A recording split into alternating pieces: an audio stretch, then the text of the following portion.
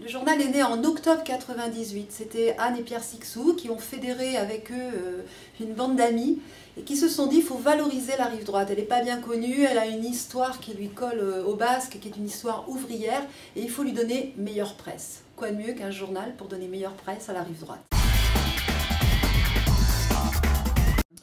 L'Écho des Collines, c'est un mensuel d'information et de proximité. Alors la proximité, il faut s'entendre, hein. C'est la rive droite au sens large, c'est-à-dire bien sûr les 4 grosses communes bien connues, de Bassens, Lormont jusqu'à Senon et Florac, mais aussi une quarantaine de communes. On le trouve dans une 60aine de points de vente de ces communes. On le trouve également dans diverses médiathèques et bibliothèques de cette rive droite.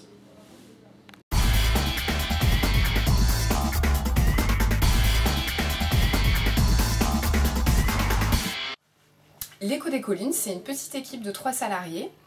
On compte une infographiste qui gère la mise en page du journal, une chargée de diffusion qui gère les partenariats avec les mairies et également la mise en vente du journal dans les kiosques, et également un journaliste qui se réunit tous les lundis avec une petite équipe de bénévoles pour débattre des sujets en cours et à venir. Chaque semaine, le comité de rédaction se réunit. L'occasion tous les lundis matins de faire un point sur le numéro, de passer en revue les articles, de connaître leur avancement et de préparer les futurs sujets.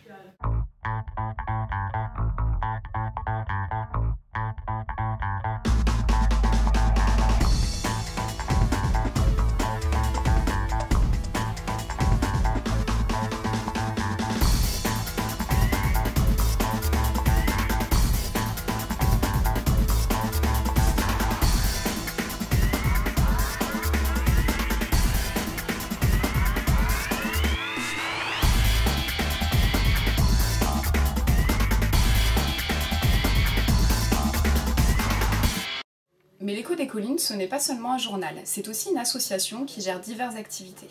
L'association organise tous les mardis et jeudis après-midi des ateliers de lutte contre l'illettrisme. Elle organise également un rallye découverte du patrimoine, un concours d'écriture L'encre des coteaux et 2 vide-greniers tous les ans dans le parc du Loré.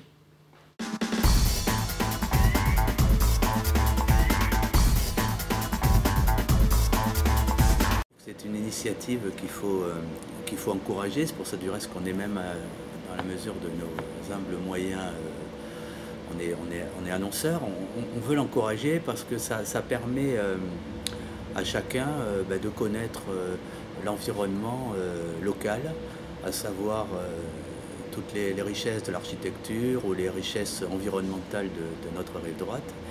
Mais également, moi j'aime bien les portraits de telle ou telle personne qu'on peut être amené à croiser dans la rue, qui n'ont pas forcément une aura particulière, mais qui en fait ont toute une histoire à raconter. Ça, j'aime bien les portraits que vous faites dans le journal.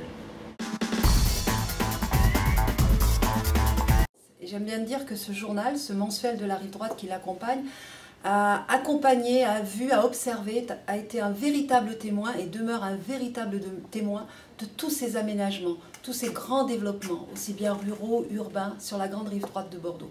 L'Écho des Collines est ce témoin et je pense qu'il a un rôle à jouer. Il l'a prouvé depuis 15 ans maintenant et il continuera à le prouver en accompagnant entre autres l'émergence de ce nouveau pont et certainement les transformations qu'il va y avoir entre les habitants de la rive droite et ceux de la rive gauche, ceux qui viennent travailler sur la rive droite, ceux qui viennent s'y promener et ceux qui y vivent et se déplacent sur la rive gauche.